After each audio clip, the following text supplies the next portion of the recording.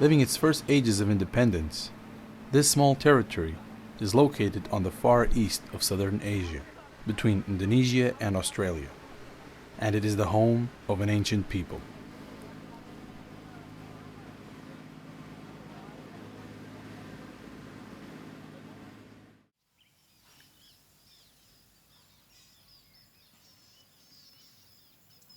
The East Timorese ancestors were the ancient occupants of Wallacea. They are descendants from Malaysian, Polynesian, and Papuan people, and have built a different culture, based on strong beliefs that are intertwined with the island's nature, especially its fauna and its geography.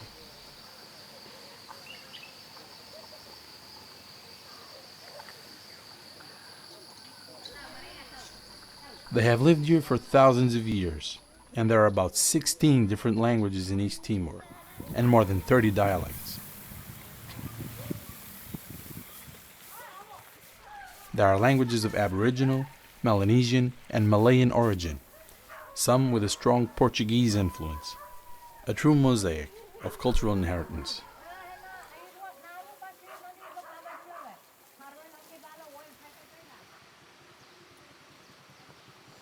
This island is deeply inside Wallacea, a region to which Alfred Wallace, a pivotal naturalist of the 19th century, dedicated his life researching, and which is one of the most important biodiversity hotspots on the planet.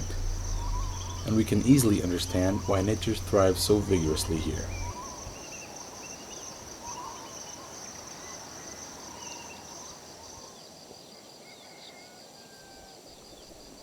With just about 15,000 square kilometers, it's amazing to see the all-diverse set of landscapes that can be found here. The land changes from high-peaked tropical forests to savannas, or to the incredible pristine beaches that surround the island.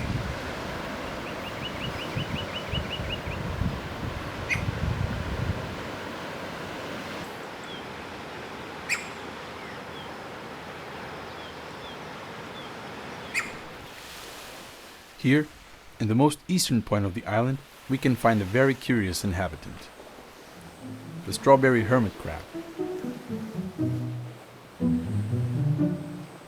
This small crustacean is exclusive to the Indo-Pacific region, and it is a scavenger. It searches the beaches for decaying remains of other animals.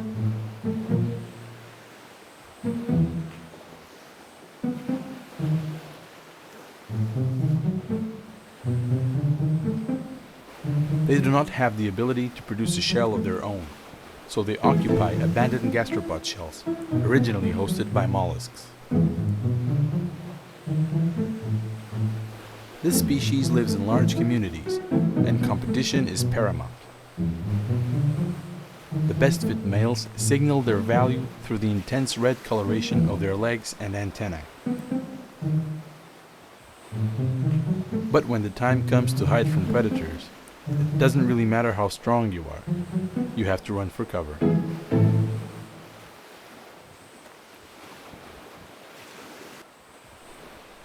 The hermit crab is a good source of protein, so it's not surprising that many birds come here to feed.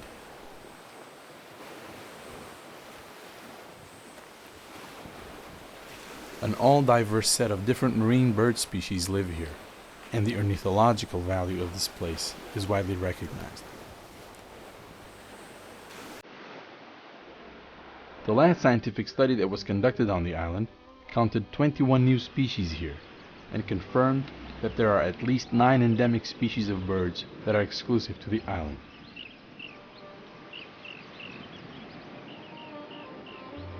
The prospects point towards 10 to 20 more species being discovered in the next few years.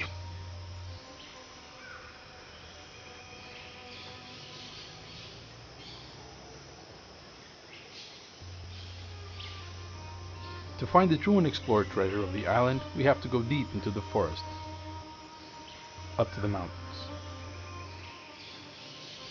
With peaks that reach 3,000 meters high, these dense forests are home for hundreds of different species.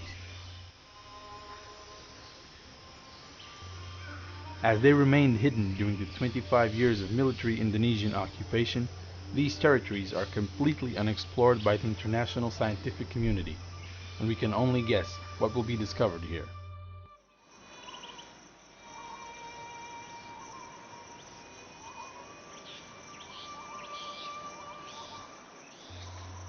An all-world of small beings brings life to these forests, and it is almost certain that as soon as scientists start to do research here, new species will be found.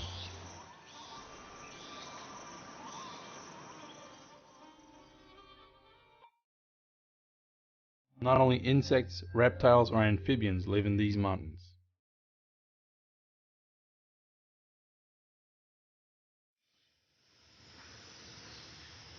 On this tree we found an Asian palm civet, a very curious and skittish animal that is best known for the coffee blend that it produces through its digestive system.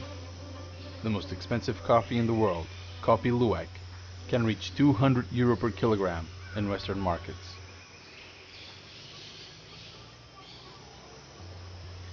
This is a playful animal, although it leads mostly a solitary life, only pairing up for breeding season.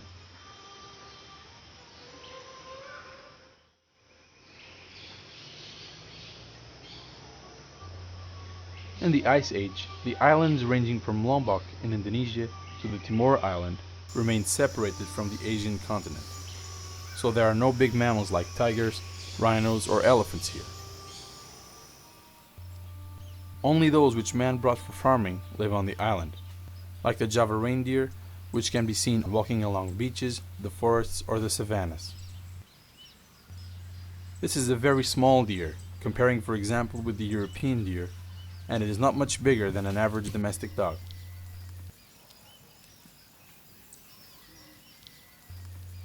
Another big mammal that can be found here is the water buffalo.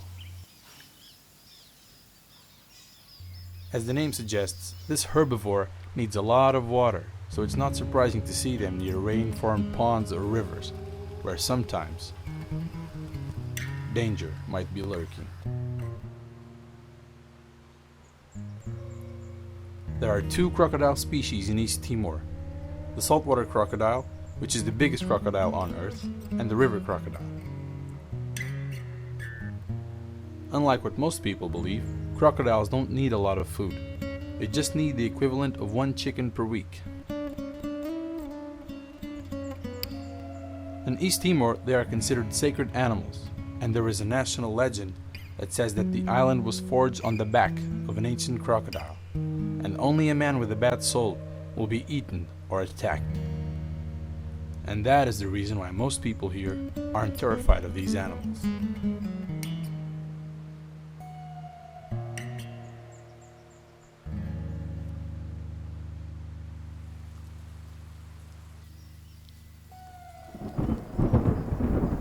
Nearby the Ecuador, it rains very often. This forms a big network of rivers here through the forest. This water is the lifeblood of this tropical landscape, and it nourishes thousands of plants and creates this dense forest. Eventually, the water flows straight into one of the many lakes on the edges of the forest.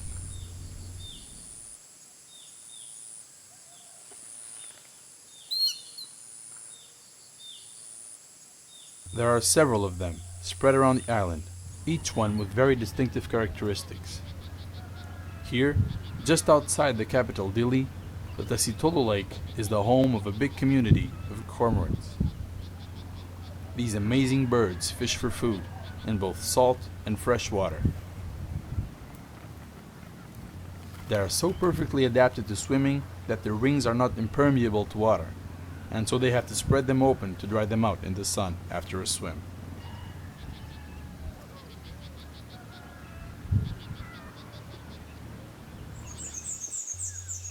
Nearby Com, a small village, there is a set of 3 beautiful lakes that are considered sacred to the locals, each one with a different color.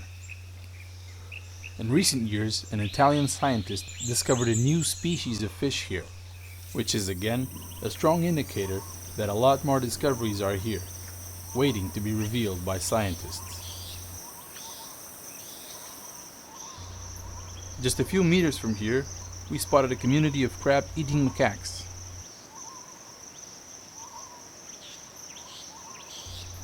They are the only primates, besides humans, known to be living on the island.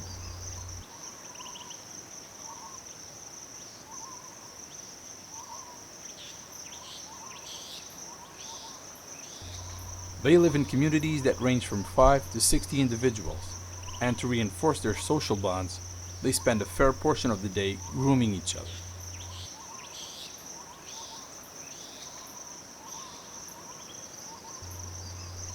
And speaking of mammal communities, a few kilometers west of here, nearby Baucau village, there is a very special tree.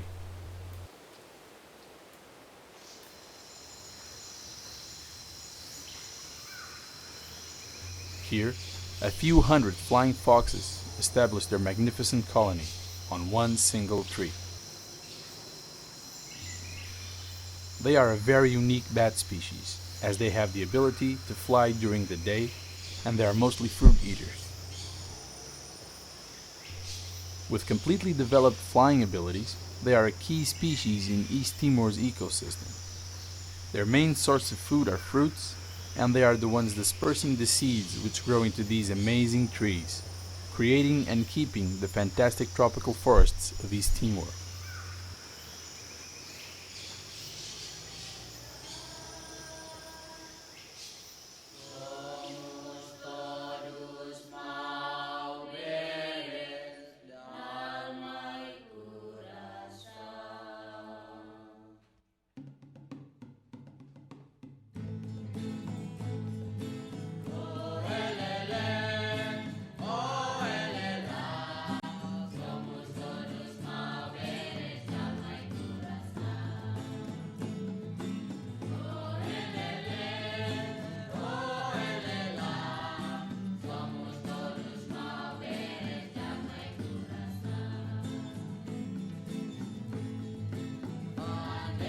The Timorese people now have a choice to make. They will either build a future based on intelligent management of resources and guarantee a bright future for the coming generations of islanders, or they will be fooled by the easy money that comes from quick and irresponsible depletion of natural resources, and paint a very dark picture for yet another country in Southeast Asia. This place is now one of the last truly unexplored islands of our planet. With most of its territory uncharted for science, we can only imagine the amount of new species that are waiting to be discovered, never before seen by science.